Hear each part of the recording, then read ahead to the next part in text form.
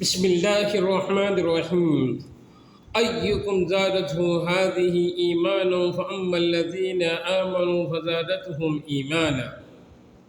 یہ آیت سورہ توبہ کے آخری رکوع کی ہے۔ امام بخاری رحمۃ اللہ علیہ نے اس آیت کو بھی ایمان کے زیادہ و نقصان پر استدلال کے لیے پیش کیا۔ اس آیت کو بھی سیاق و سباق ملا کر مطلب سمجھ لیا جائے، مگر اولاً بطور تحمید کے ایک مثال ذہن نشین کر لیا جائے کہ تمام تحقیقات و مشاہدات سے یہ بات ثابت ہے کہ بہتر سے بہتر غذا اگر کسی مریض فاسد ہاضمہ والے کو کھلائی جائے تو اس کی بیماری کو اور بڑھا دے گی اور پیٹ کے اندر گندگی اور پلیدگی اور زیادہ پیدا کرے گی۔ پہلے اگر 5 دست آتے تھے، اب 15 دست آئیں گے۔ یہ بات ہر شخص کے نزدیک مسلم ہے، اور یہ بھی مسلم ہے کہ فساد اس غذا میں نہیں بلکہ اس کے پیٹ اور ہاضمہ میں ہے، وگرنہ تندرست آدمی میں کیوں فساد نہ ہوا، لہذا اس کے پیٹ کی اصلاح ہونی چاہیے۔ جب یہ تحمید ذہن نشین ہو گئی تو اب پوری آیت ملاحظہ فرمائیں۔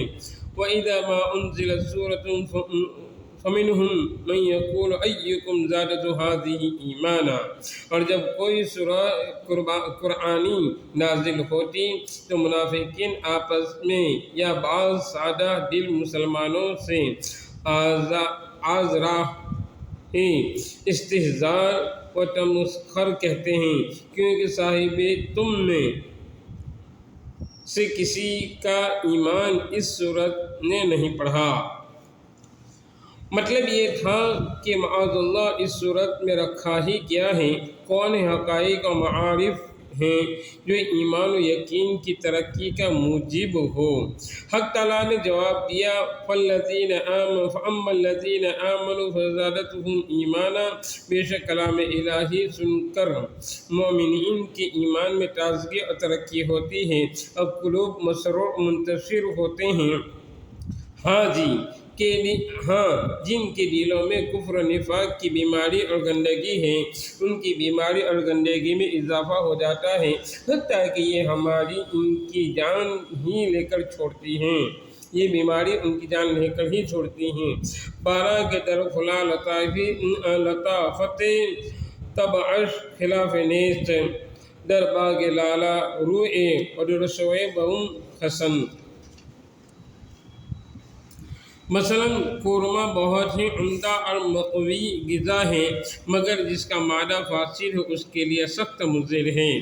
زیادتی ایمان کی صورتیں: اولاً یہ کہ ہر صورت میں کچھ جدید معلومات یا جدید احکام نازل ہوتے ہیں جو اجمالی مومن کی تفصیل ہوتے ہیں۔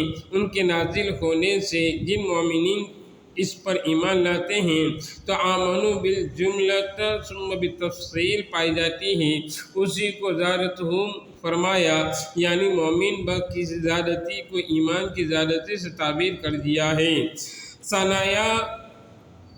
ثانیاً یہ کہ جب جدید صورت نازل ہوئی تو کچھ نئے دلائل معلوم ہوئے، ان جدید دلائل سے ایمان و یقین میں حلاوت و تازگی، شدت و قوت حاصل ہوئی۔